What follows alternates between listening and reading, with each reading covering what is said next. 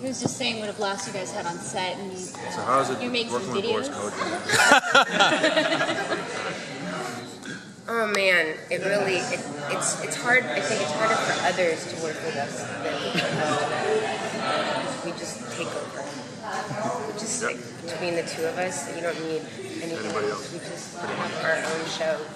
And we both crack each other up so much that we don't even need an audience. Nobody else gets the joke. We don't even need an audience. When we see the outtakes of our scenes, it's just ridiculous because we're just acting like You said you guys were making videos. oh yeah, we were. Oh, he took an amazing video actually that we can't. I want to wait to tweet it till after the film, you know. But He said he was naked, and you already put it out there. Yeah, there was That's what he said. nakedness. Some singing video. I'm sure his wife is going to be really thrilled. But we had some really cool stuff where they actually set the car on fire while we were in it. So Boris was filming it, and it got really big. And we said, but I thought it was just you said a little bit of fire, like in the front of the car, and you were kind of going to shoot through there. But then they ended up setting the whole car on fire. We're like, and you're in it. So I felt like I was back in the LA riots again, which I was. I mean, I didn't steal anything. I was a sightseer. I was just driving by. He said you were really good at making a family environment on the set, and also keeping him from wimping out about doing some of his stunts, because he said that He says you're always doing all your stunts. Yeah, you know, I think we're like a big support group, and I mean, it's so nice to come back to this kind of family environment, because it really is. I mean, we knew so many people from the last movie, so of course we already come to a crew that we've worked with before. You know what I mean? All like the practical effects guys, all of, like the production and the art production. The pyro guys, like the zombie makeup team, like just a lot of people that we knew. The props, I mean, it was, and obviously visuals. We've been with the same company, Mr. X, for a long time, so everybody knows everybody on the set, and you just feel like you're kind of coming into such a welcoming environment that it's hard to sort of look at it on a daily basis as work per se, because in the end you are hanging out with people that are really wonderful and you're having so much fun, and either there's an explosion happening somewhere, Cars on fire. yeah, somebody's doing something interesting all the time, you know, so there's always something to see, and never a dull day, I have to say, that's for sure. You know, I would get a lot of tweets from people going, explaining like, oh, we're doing blah blah blah, and I'm about to do a crazy clip, or you know, we're about to explode something, and they're like, gosh, and I'm sitting here in the office with coffee, like, I want your job. I'm like, no, I'm sorry. Do you feel kind of like the leader of this group, that people are following your lead? Well, you know, I think definitely after so many movies, I definitely have a sense of responsibility to my cast and crew, in the sense of like I've already been through so many of these films that, you know, definitely you want everybody around you to feel good and feel comfortable. Especially, I think there is a danger when you've been working so much with the same people that new people coming in are going to feel awkward because everyone's got their inside jokes and everyone already knows everyone. So just wanted to make sure that everyone felt accepted and part of the team, and nobody felt like out of the loop, or, you know, which, like, with Boris and I can be really tough because we are, I mean, like, our families get together on the weekend, we do barbecues together, we're like really good friends. So it is tough to be with us on the set. After each movie wraps, are you like, oh, thank God, I'm gonna take a big break, or are you already like, all right, when are we gonna start the next one? Well, no, I mean, after this movie, after a big action film, you're always happy to wrap. And we wrapped Christmas Eve, so we were lucky to find any Christmas trees when we got home. So we had this like little pathetic tree. But anyway, it was good to wrap up. And this year I just have taken pretty much the year off because I knew I had to do the press during the summer, and then I wanted to work on music and just do stuff for myself, you know, with my daughter, and just be with her and take her to school and pick her up. And I already knew I had like some appearances and award shows and things like that, so I kind of went, enough. There's already enough lined up.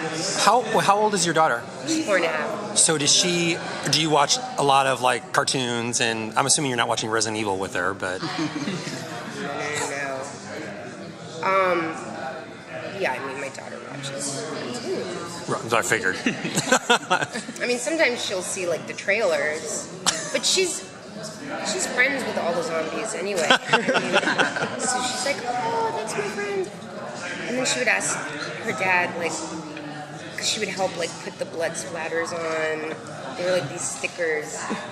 They were actually really amazing because for the Corridor of Light, we ended up realizing, or the art department ended up realizing that the amount of time it would take not only to spray blood, but then to wipe it off for different, and then have to match it would be a nightmare.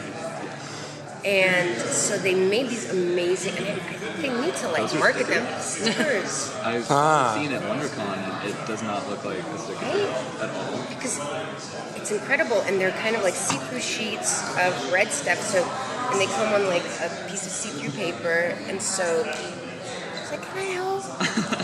And she sees what we're doing, and she's like, "Oh, stickers." She'd like peel it off and help replace them. But it was a crazy set, that set. But so her dad would come home and she'd be like, "How are the zombies? Are they okay? Is everyone okay?" Very cute. Because she would see them, you know, fall down. Yeah.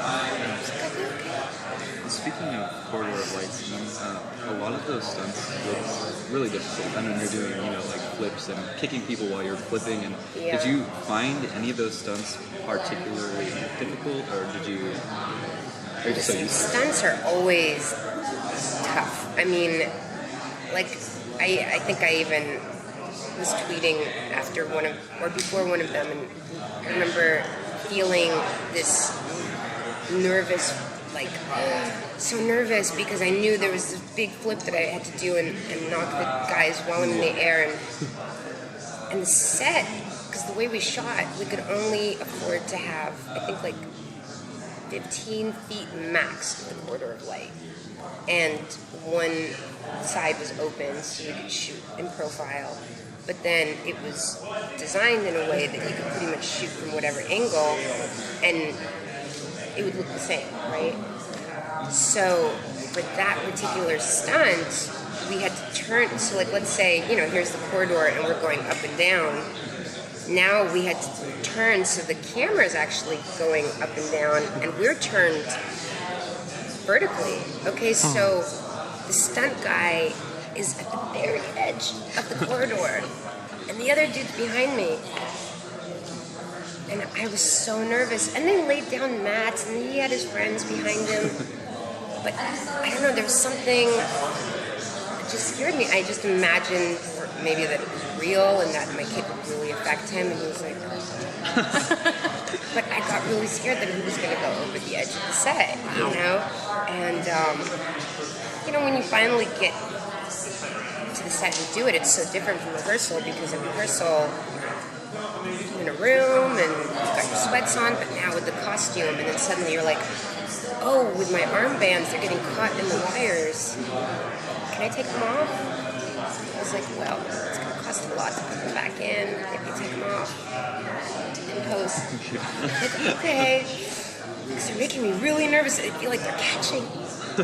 Suddenly, like, all these things come into play that you don't expect, especially when it comes to costume, and our costumes are always crazy, so pay the price. So, I was talking to my editor about this, and it seems like with like Michonne coming on to The Walking Dead, that badass girls are coming into play in a lot of ways in movies and television right now. But there seems to be still a stigma. He was talking to some guys on a message board, and they said, "Oh, she can't be a badass. She's a girl." Like that's actually still prevalent. What do you have to say about that? Yeah, I mean, listen, when you start listening to people on message boards, you've got to be super careful because, I mean, they could act like they're 100,000, but if there's like 11 of them, you're going to be lucky. Yeah. And these 11 people spend days and give huge essays on why you suck, pretty much, and why you're the worst thing to ever happen to mankind. I've read it before. I mean, it's hilarious, and I would get really upset because I would read these things and then I was like, but did you look at the names? Because you see them repeating The same themselves. people. And it usually is, there could be a group of them, but it's usually the same people pretty much regurgitating the same stuff over and over again. And when you go, like, a franchise that's done this well, female-driven, it's a big deal, you know, it's amazing. So it's really hard for me to listen to, like, the few guys who don't agree, or, you know, there's never been a better time for women to be in action films, I feel, you know, and you can't listen to naysayers. I mean, if I listened to naysayers, I wouldn't have done anything except be a model, because that's what they told me when I was a kid. You're a model. Why are you acting? Why are you trying to cross over? Why are you trying to do anything? You know, it's like Be your own. 25 years later, you know? But it is, I mean, look at, like, Game of Thrones. I mean, like, there's a lot of characters on there that are strong women. Are you a big fan of Game of Thrones? Yeah.